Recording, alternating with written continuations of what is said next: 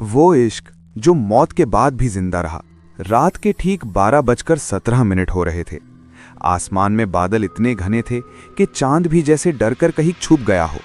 हल्की बारिश की बूंदें सुनसान सड़क पर गिर रही थी और उस सड़क के आखिर में खड़ी थी एक पुरानी जर्जर हवेली, जिसके बारे में गांव में कहा जाता था कि वहां जाने वाला इंसान कभी पहले जैसा वापस नहीं आता।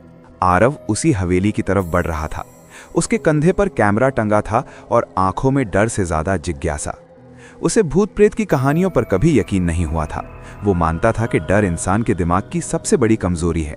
जैसे ही उसने हवेली का दरवाजा धक्का देकर खोला, एक तेज ठंडी हवा उसके शरीर से टकराई।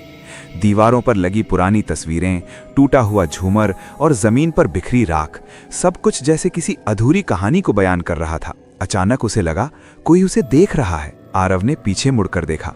वहां एक लड़की खड़ी थी, सफेद साड़ी, खुले बाल और आंखों में गहरी उदासी।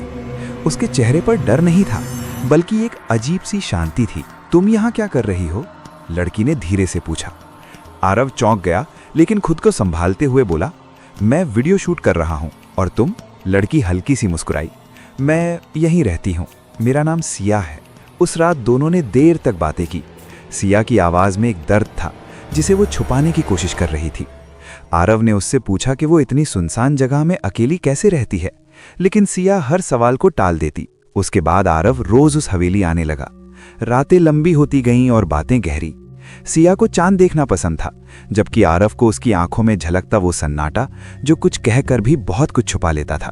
धीरे धीरे आरव को एहसास होने लगा कि वो सिया से प्यार करने लगा है, लेकिन सिया कभी हवेली की दहलीज पार नहीं करती थी। एक रात आरव ने कैमरा ऑन किया और सिया की तरफ घुमाया। स्क्रीन पर कुछ नहीं था। हवेली दिख रही थी, दीवारें दिख रही थी, लेकिन सिया नहीं। आरव का दिल जोर से धड़कने लगा। सिया, तुम कैमरे में क्यों नहीं दिखती? उसने कांपती आवाज में पूछा।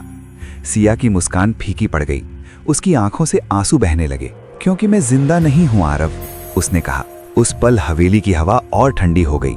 दीवारों से जैसे सिसकियों की आवाज आने लगी। सिया ने उसे अपनी कहानी बताई। 10 साल पहले वो उसी हवेली में अपने प्यार के साथ रहती थी। जिस इंसान पर उसने सबसे ज्यादा भरोसा किया, उसी ने दौलत के लिए उसे मार डाला।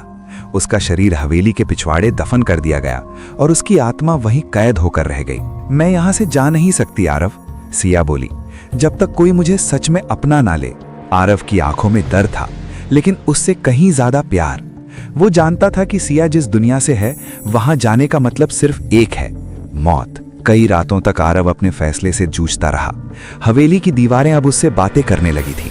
कभी उसे लगता कोई उसका नाम पुकार रहा है, कभी किसी के रोने की आवाज आती। एक रात सिया ने उससे कहा, अगर तुम मुझे आजाद करना चाहते हो तो तुम्हें यहाँ हमेशा के लिए रुकना होगा। आरव समझ गया। उस रात उसने आखिरी बार कैमरा ऑन किया। उसकी आवाज शांत थी, लेकिन आंखों में अजीब सी चमक। प्यार अगर सच्चा हो तो वो मौत से नहीं डरता। अचानक हवेली में जोरदार आवाज गूंजी। दरवाजे अपने आप बंद हो गए। दीवारों से खून टपकने लगा। सिया चीख पड़ी, नहीं आरव, मैं नहीं चाहती कि तुम मर जाओ। लेकिन अब बहुत देर हो चुकी थी। सुबह जब गांव वाले हवेली में पहुंचे तो आरव कहीं नहीं मिला। बस उसका कैमरा टूटा हुआ पड़ा था। उस हवेली में अब 2 परछाइयां दिखती हैं, एक लड़की सफेद साड़ी में और एक लड़का जिसके हाथ में कैमरा होता है। और जो भी रात के 12:17 पर उस हवेली के पास से गुजरता है, उसे एक धीमी आवाज सुनाई देती है, प्यार मरता नहीं, वो बस एक और आत्मा बना लेता है।